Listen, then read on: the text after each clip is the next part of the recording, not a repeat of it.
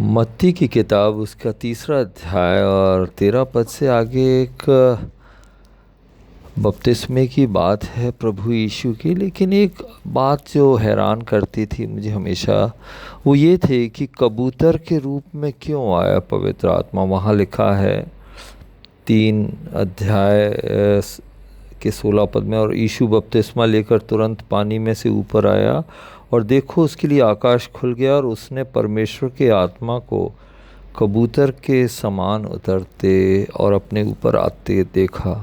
और देखो ये आकाशवाणी हुई, ये मेरा प्रिय पुत्र है जिससे मैं अत्यंत प्रसन्न हूँ। तो कबूतर की तरह कैसे उतरा, क्यों उतरा, मेरे अंदर सवाल अक्सर आया करता था। लेकिन अभी मुझे समझ में आया है कि कबूतर जो है नम्रता और दीनता का एक प्रतीक है, जिसमें क्रोध घमंड दूर रहता है। सभी इसको इसी तरह से जानते हैं और इसीलिए वहाँ पर कबूतर का तस्वीर है। इसका अर्थ ये है कि हमेशा जो बपतिस्मा है वो ये दिखाता है कि शरीर की शक्ति ख़त्म हो जाती है और दीनता और नम्रता एक आत्मा का जीवन है।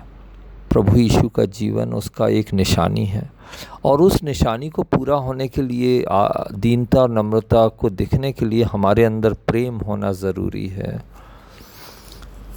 प्रभु यीशु मेमना तो थे ही, नम्र तो थे ही, साथ में कबूतर की नाई जब आत्मा आता है तो ये भी दिखाता है हमारे लिए कि यदि हमारे पास पवित्र आत्मा है और दीनता पूर्वक हमने बपतिस्मा भी कबूल किया है, तो उसका अर्थ ये है कि हमारे अंदर भी नम्रता और दीनता और प्रेम आना बहुत ज़रूरी है।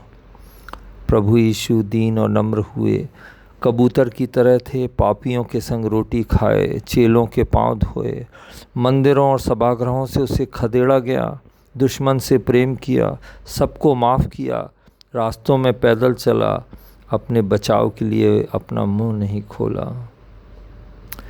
देखिए शैतान की जो एक गुण है, या शैतान का और पाप का और दुष्ट आत्माओं का या मनुष्य के शारीरिक स्वरूप का जो एक स्वभाव है वो है घमंड। शैतान ने भी घमंड किया ऊपर चलने के लिए। प्रभु यीशु नम्र होकर दीन नीचे उतरते हुए आए। हमारे जीवन में पवित्र आत्मा है, कबूतर की तरह है, तभी परमेश्वर कहेंगे कि ये मेरा प्रिय पुत्र है जिससे मैं प्रसन्न हूँ, यानी उसकी इच्छा पूरी करना होगा। जय मसीह।